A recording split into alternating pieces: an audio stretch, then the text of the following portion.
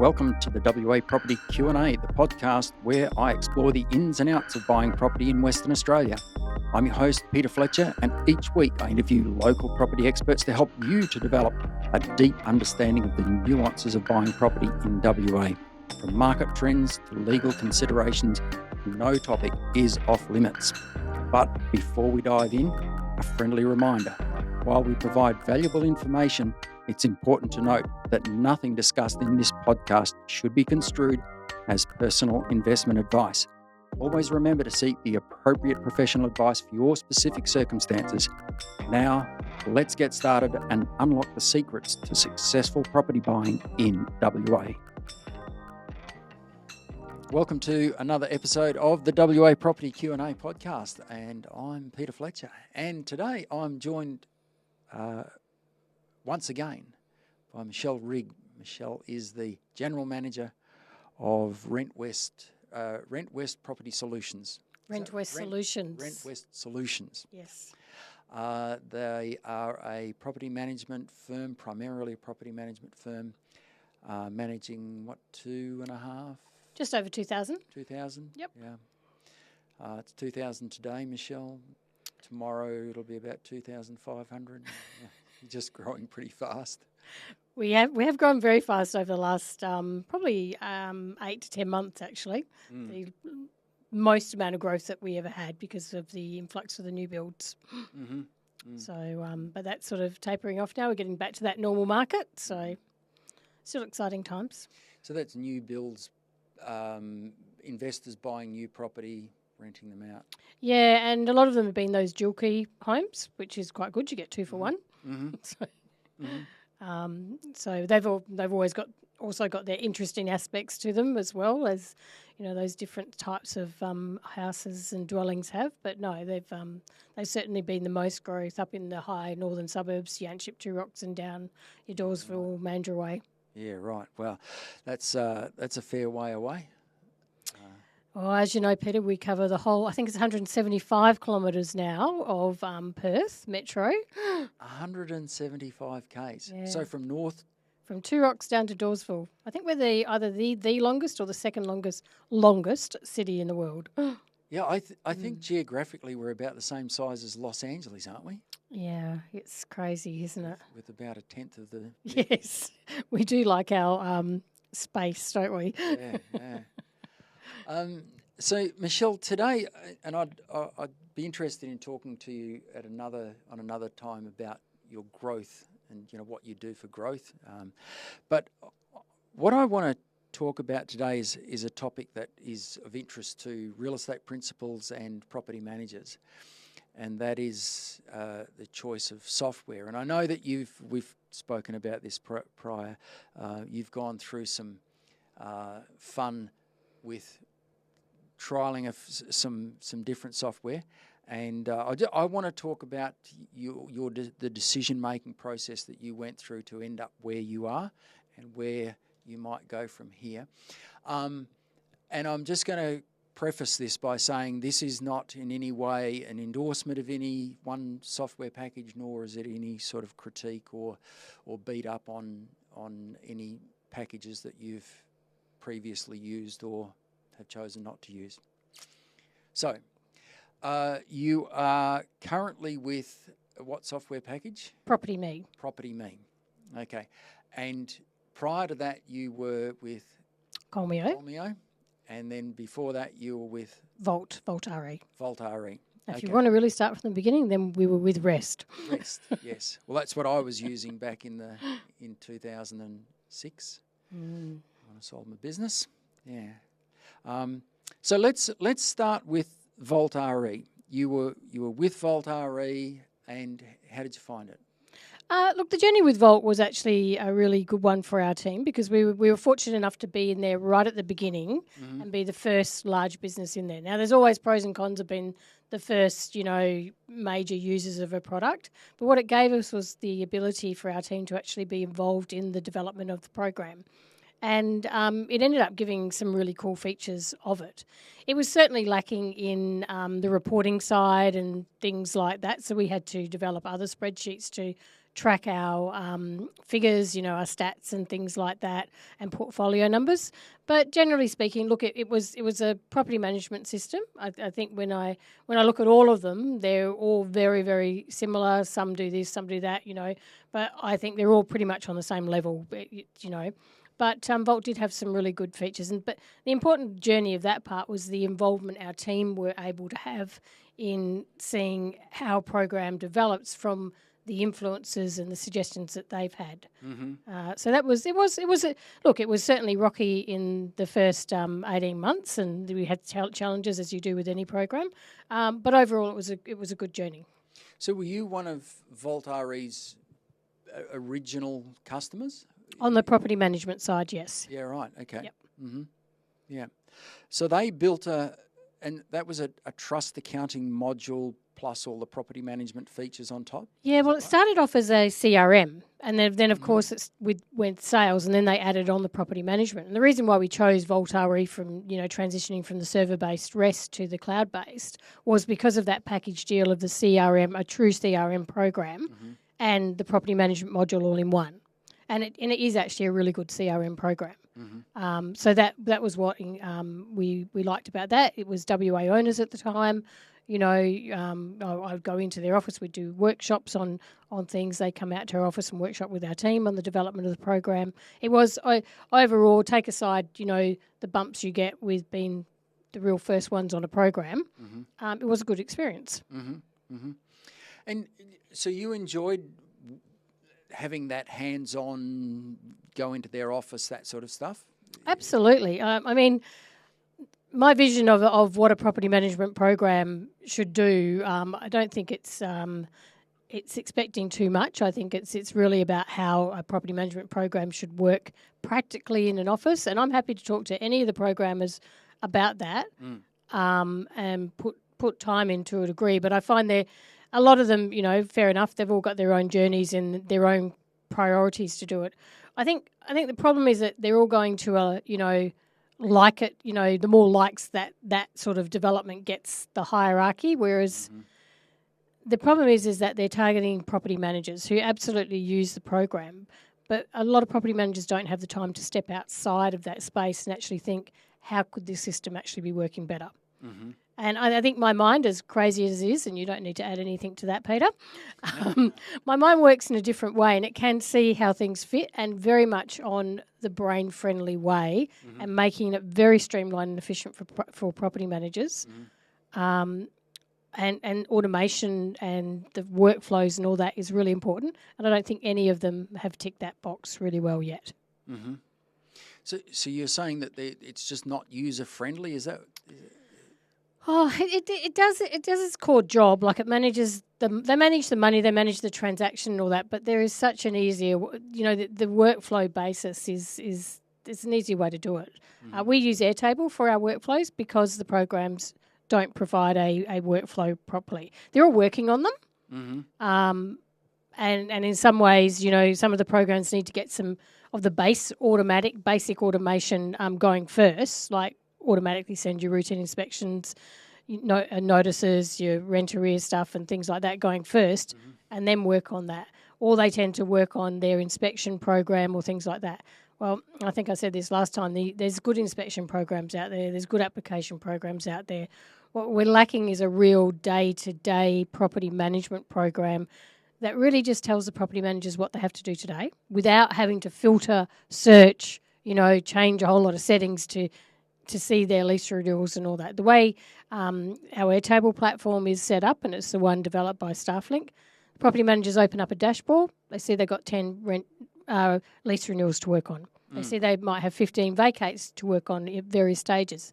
And then you go in and it tells them what those stages are. So very easy for them to prioritise and work in blocks, chunks. So you can get in that flow rather than you going, oh, I've got to do a lease renewal, oh, I've got to do maintenance. And that's the default setting of the property management programs. It just brings everything up and says, but they can filter.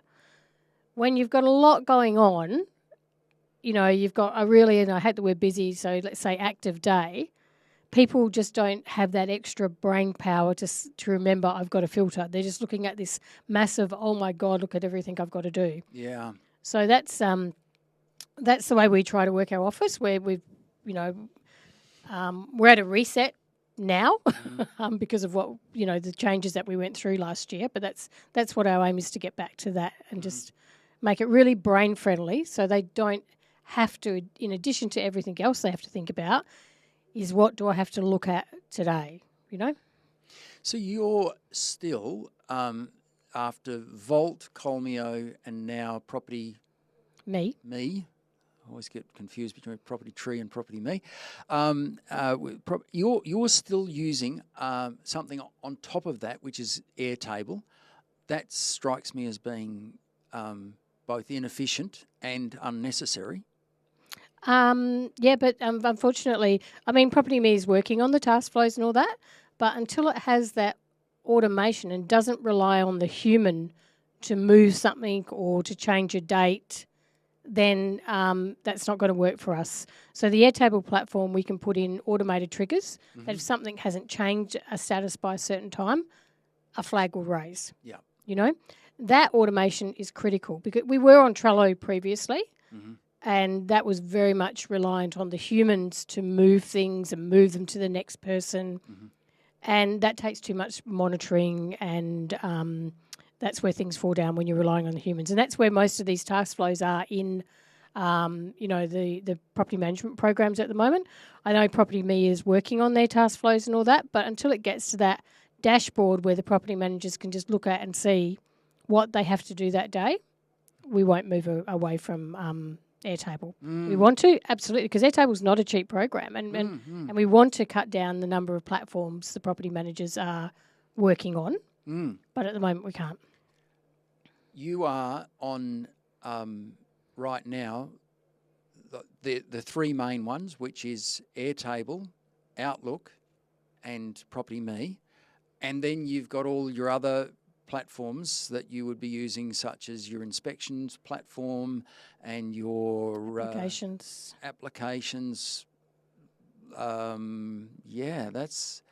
There's a lot of moving parts there. Yep, and we're adding more devices too. You've got a 360 camera now. You've got your iPhone. You've got your computer/laptop. New people coming to the industry can really struggle with the so many devices and programs that they need to understand and know which one is for what. Yeah. So, stepping back to Vault, it sounded like it was getting there, wasn't perfect, but it was moving in the right direction. Why did you leave? Because MRI bought it. And stopped supporting it, because MRI obviously have own PropertyTree. I believe MRI bought it for the CRM side, the sales side, but they were no longer going to support the property management side. And they told us that. They gave us plenty of notice to make our decisions. So our hand was forced. We had to move programs. Okay, yeah, and so so in front of you had PropertyTree. You had PropertyMe, and you had Colmeo. Any others that you looked at? Console. Mm-hmm. I think that's the suite of it now. Console is cloud-based now? It is. Or is it still? No, it's cloud-based. Cloud-based. Yep. So they're all of them was cloud-based. What were the things that you considered before moving to Colmeo? Well, we looked at all the programs, and as I said, none of them were, oh my God, this is really, really exciting. I love this program. So it came down to what are we looking for. So part of it is the people that we're working with, and the people in Colmeo were fantastic. Their culture aligned with us. The way the money flowed certainly did interest us, and that was probably, when we move on to the next conversation, is probably something we'll talk about. That supposed ease of moving the money, what they had said, how the program worked and where they were going, that interested us. The look and feel of the program was good. Our team, were in the meetings as well, and they liked what they heard. So, and we're not afraid from trying something different. So that No, it was clearly not. it's and because it is like you know the other three programs were very much the normal, you know, moving from the server-based program. They've just sort of done the same thing. So they, you know, so Colmeo was certainly the left of centre program, and what we saw sort of matched where we wanted to go and how we wanted to streamline things. What was it about the movement of money that caught your attention? Well, it was and I won't say it's trustless because it's certainly not trustless, and I know that probably more so now after using the program. But to interrupt, from afar, that was the promise of Colmeo, and I'm not saying that they made that promise. I'm just saying what I heard around the industry, that this was a trustless program, or you know that. So most of the money does run through without touching your trust account, but you cannot have it without a trust account because if any of the payments fail, they have to go back to somewhere. So they have to go back to the trust. The way the bonds are done in WA, you have to have a trust account. We had some tenants who are overseas based. They can't use BPay or any of those transactions. They need to have the SWIFT code and everything like that. So you very much do need a trust account.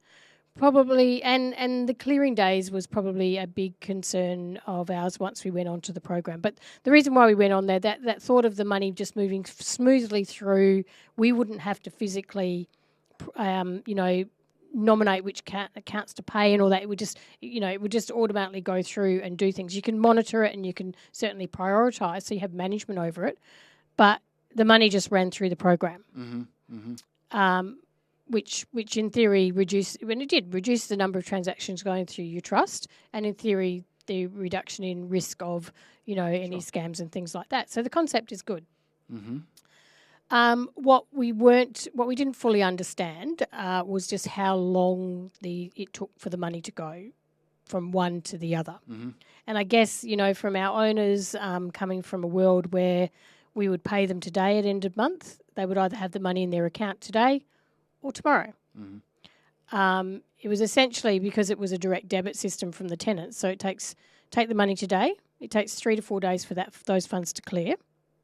Then it would pay them on to either the suppliers that were outstanding or the owner, but that would take another 3 or 4 days to get clear into their account. That's forever. So it was a week, and you know, money's a pretty important topic to investors, and so try to explain to them your funds are on their way was one of the biggest challenges that we had. And also, I mean, you would have been fielding a lot of calls. You would have had people going, why? What's the benefit to me? Like it sounds like all the benefits to you, none of it's to me. We look. I can say from that experience, people can be pretty cruel. And you know, we've been in property management a long time, but it was interesting. Yes. Again, out of our whole rent roll, it was still sort of around that 15 to 20%, but that 15 to 20% wasn't getting any quieter.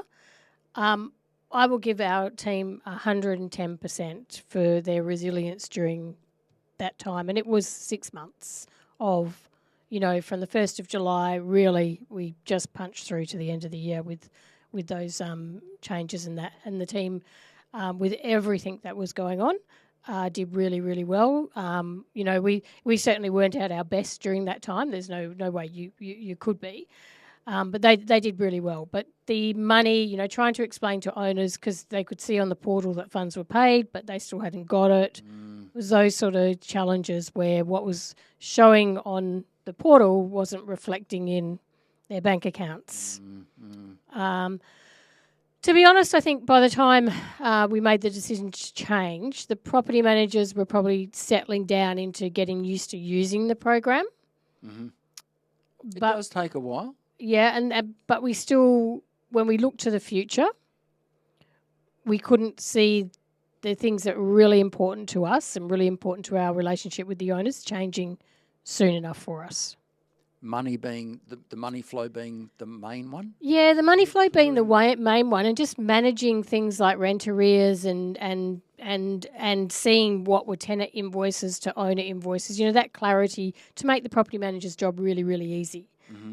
And look, we looked at the program, absolutely. We did all the training beforehand, absolutely. But until you were using these programs day to day, you don't get the real feel of it. So I don't care what anybody says. Didn't you do your due diligence? Nobody does their due diligence by dumping their whole rent roll in and running it on a day-to-day basis, So, and the requests in Colmeo were really good, but there were certainly faults with those, and just that one of the biggest things was the rent arrears. If you didn't close that request down, it would never start another rent arrears request. So for me, like if a property manager, for whatever mine, missed closing a rent arrears down because the tenant now paid the rent, we've lost total sight over when they're in arrears again. Oy. So, and look, there were ways around that and things like that, but it was just, and our processes, our efficiencies just went out the wall because the way the program worked, it actually added about additional 3 to 5 tasks onto our admin team, which just made their job really more challenging. So, it's just those things. I think when people are developing the program, I think, to find information, where do you have to go? And look, we've got some challenges with PropertyMe with that as well. So as I said, none of them are perfect, but there was a combination of things that Suzanne and I were in a meeting, and she said those words, Peter. She said those words. She thinks we need to change. Yeah. And it was like, well, if we're going to change, we need to do it now, because the longer you're in, the harder it is to extract. So, yes. Okay. So, just a bit of idle speculation. Colmeo was, and probably still is, seen as a bit of a, shall I say, maverick in the good way, as in very entrepreneurial, very innovative, and willing to make some mistakes, but in a good way. Where do you see them in the next 3 to 5 years? And will you wish that you had have stayed with them? Well, I agree with you. They're very entrepreneurial and everything. What probably was one of the things that, was the tipping point was when we heard that they were about to put quite a lot of money into a platform where tenants could, hire maintenance, hire removal trucks and all those services, and we could get an offset of that. Mm-hmm. Whereas for us, we're like saying to them, put the money into making the payments quicker. Yeah. So for us, and then when we're very clear on that, we're saying the owners are our clients. The experience for the owners is far more important to us than getting an extra dollar from tenants signing up to a removal truck or anything like that. I said that for us is not it. So, look, it is interesting. I think there has to be a better way to do the payments. Absolutely. I think we touched the transactions too many times in the programs. There needs to be an easier way to manage the money flow that we're doing. Which is why we sort of went down that road in the first place. It'll be interesting to see with that space. I think what I'm learning is that things don't move very fast in the software space. Yeah. Well, it can move fast, but it's also a political thing. They've got you in their ear, and they've got their investors in their ear, and they've got their board in their ear, and it's where their priorities are is a complex thing. Yeah, and certainly that tenant platform for them would be a good income generator, and they at a theoretical level at least. Yes, and they want to share that income, but for us it's like, well, that's fine. But if our owners are continually not happy, and our property managers are continually having to try and balance ledgers and explain payments to them, because it would pay even if there was a cent left over and there was a bill outstanding, it would send a cent off. Now, unfortunately, in the world of BPay, Water Corp has a $10 minimum limit. So then you're getting 1 cent back into your trust account. So there was those things that I guess I would have expected they would have flushed out by now because they have been on the program for a while. And so for us, those are the important things. The devil is in the detail. Yeah, for your clients who we're their clients, rather than going down the line of adding more products on and things like that. So yeah. Okay. So we've come to the meeting where Sue says, I know. We need to change. And Sue is very quietly spoken. And but what she says is pretty considered, and I think if that came out of her mouth, you'd... It's one of the biggest decisions that we've ever made. I mean, changing once is hard enough. Changing twice in that short length of time. But we actually went out to the whole team. And I mean the whole team. So we had a meeting, 16th of October, 2024, 12 p.m. Okay. You remember it well, clearly. I do.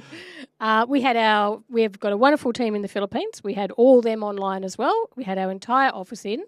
And again, I'm really, really proud of our team because they were very considered about it. That meeting took an hour and a half to talk through, because they knew themselves what that meant, changing programs, for them as for the clients and everything.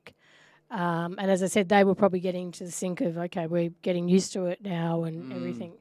And it was really considered, and they raised some good points, some bad points.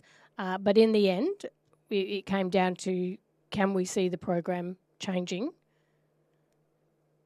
anytime soon to make things easier? And the answer was no. Okay. Did they have input into where you went next?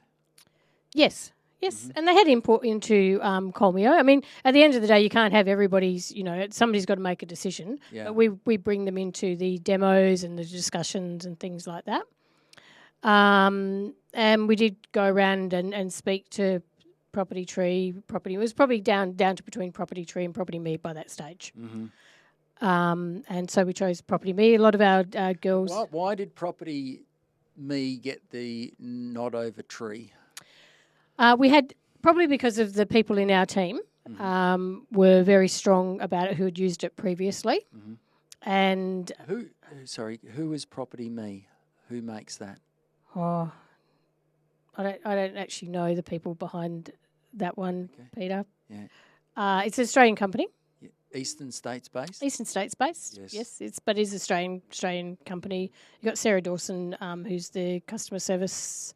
They've got they've an offshoot of the PropertyTree Rock End days. A few of the people from theirs from that time, but it is an Australian-owned company. But you've got PropertyTree, who was Australian-owned, sold out to MRI. So I don't hold any, oh my God, it's an Australian company. It's always going to be an Australian company. So it basically came down to what the program did, and it doesn't do everything that I would expect, and then what our team thought about it. And we came to the decision that it was PropertyMe, and even our admin offshore team had used it and sort of favoured that. So there were no big, oh my God, why didn't we do this before? Or anything there to say that I still believe they're all pretty much like the biggest one for Colmeo is obviously the money side of things.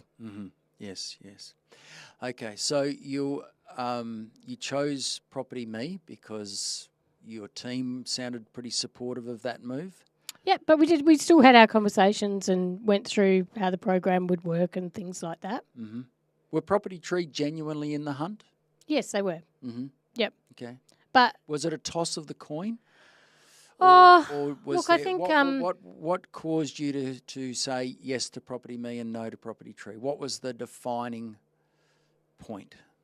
Probably that more of our staff were more favouring PropertyMe. Is that because they'd used it before? Yeah, they'd used it before, and there was nothing jumping out from us from PropertyTree. And I think one of the things with PropertyTree is the layering. If you want the insights, you've got to pay more. If you want that, PropertyMe have that a little bit. I mean, if you want their AI billing, you've got to pay extra. But just that, that paying for different modules and it's always been the property tree sort of thing is just a little bit. But there wasn't. I can't say there was resounding differences. Yes. Yeah. Yeah. Okay. So it came down to pretty much not a flip of the coin, but just what your team felt comfortable with. Yeah. Yep. Okay. Especially considering what they'd been through, and considering that there were no major differences between the programs. Mm-hmm. And look, some of the things, some of the things on PropertyMe, but does things differently than Property Tree, absolutely. So yeah. Step me through the process of moving from Colmeo to PropertyMe. Oh, he's going to trigger all these things, Peter. I'm not the counsellor. Oh, I know. Look, getting off a program like Colmeo is not like getting off a program like going from PropertyMe to Property Tree. And I will say the Colmeo team were absolutely fantastic during this time. And even when we were talking to them about what we were thinking, for moving. And they were very open in saying it's not an easy program to get off. And they absolutely did everything possible to make that as easy for us. So there's no issues with the Colmeo team whatsoever. Mm-hmm. But of course, when you've got money just automatically flowing through, you've got to stop it. Jeez. Oh, yeah. So imagine a 24th of October, Peter, where all payments stop through Colmeo and everything gets diverted to the trust account. So you have to manually receipt into a trust account. So with Colmeo, there was the program Colmeo, and their trust account was run through a program called Guardian. Very manual program because obviously, in theory, not a lot of money would flow through. So for a week, we had to manually transact and manually pay out. Mm-hmm. So it was a interesting time. Sorry, you had to manually receipt. You had to manually receipt and calculate management fees. And calculate management fees for approximately 2,000 tenants. Yep. And that was for the last week of October. Yep. I'm thinking there was some overtime worked. Yes, our admin team, as I said, have been fantastic throughout this because the changes of the program impacted on them the most because of the work that they do. Mm-hmm. They were pretty, yeah. It's probably good I didn't go on my holiday, really, And my partner fee has been wonderful. The whole team has been wonderful along the way. So, but yeah, that was an interesting week. Michelle, for the few non-property management listeners, what you've just described is an unbelievably big task. It is massive to receipt manually 2,000 tenants. So in that time, you would have had approximately 1,000. Most pay fortnightly, yeah, so yeah, about 1,000 yep. Receipts, and each owner would be on. You'd have to check the management fee for each owner because not everyone would be the same. We brought in a couple of extra bodies and everything. We didn't get to pay all our owners out, and we were very open with the owners. We had emails going out with them because we had to stop transacting in order for all the funds to go through the trust account, so as it was clear to move over the balances to PropertyMe. And PropertyMe were also fantastic in the transition and help because that was a very different transition for them as well. So I can't. Both software companies were fantastic during that time.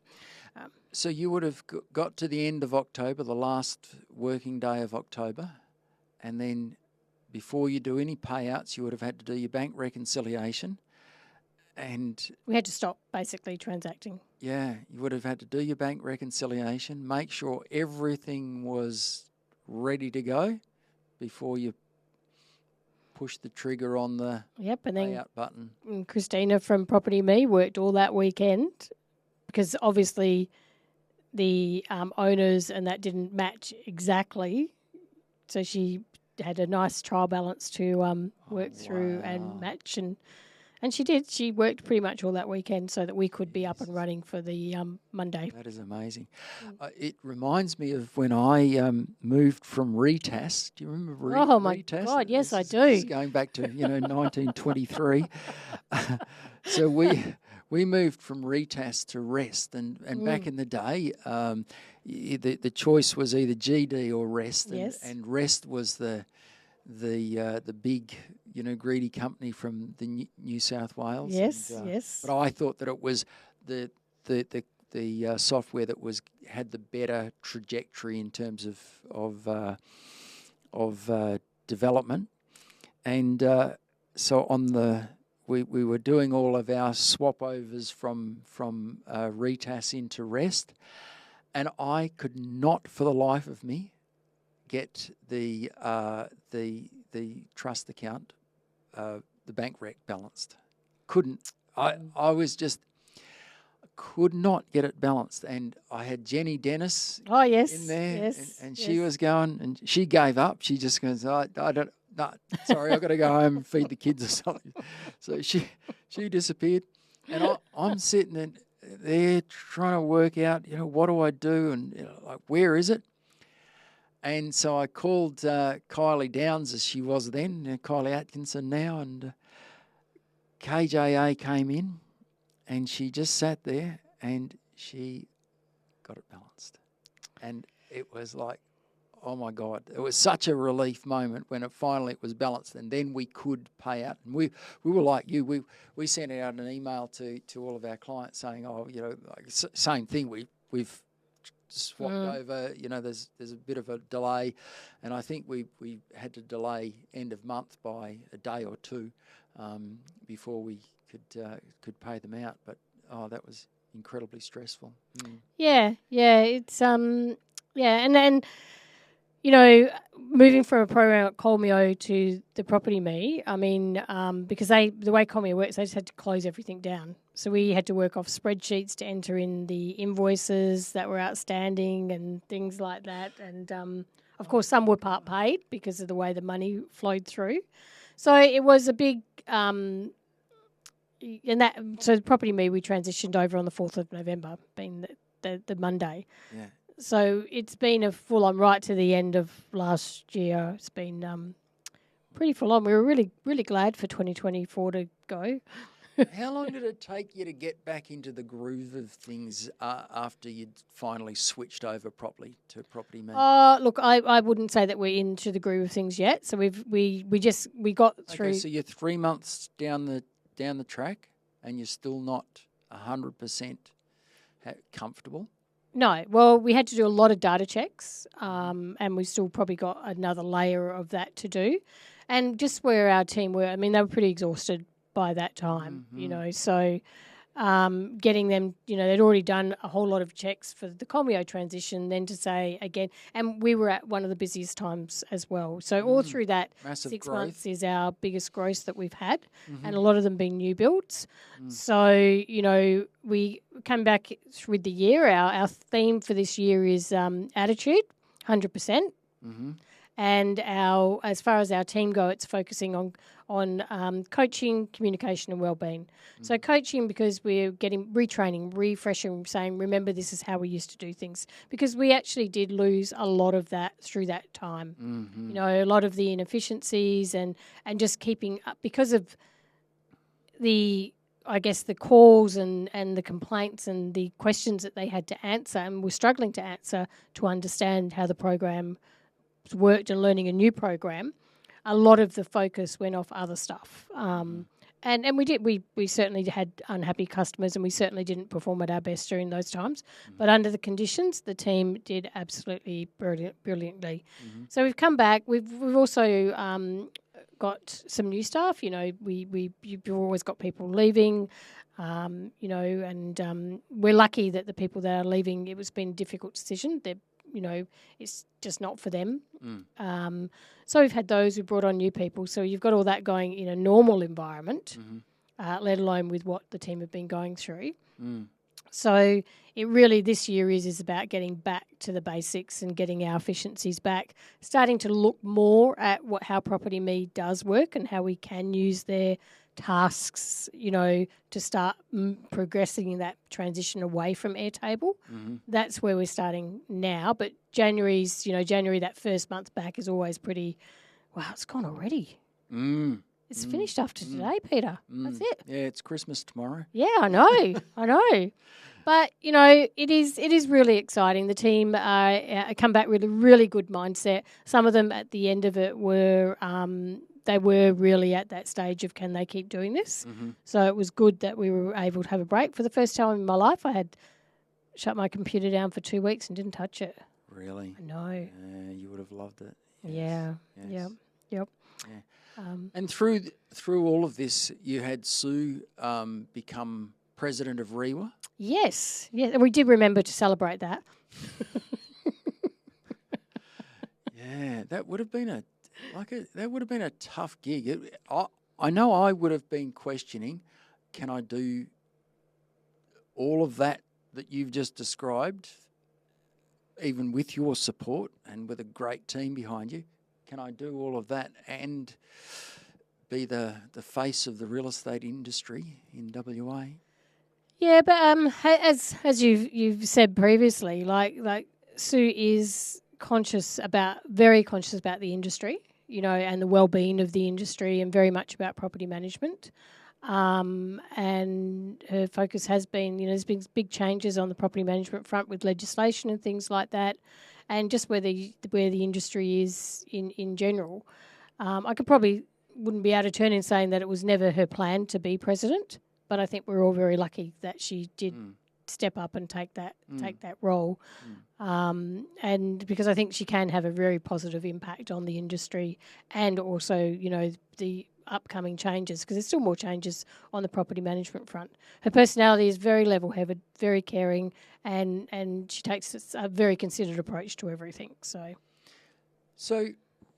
Michelle, where do you want property management software to go from here?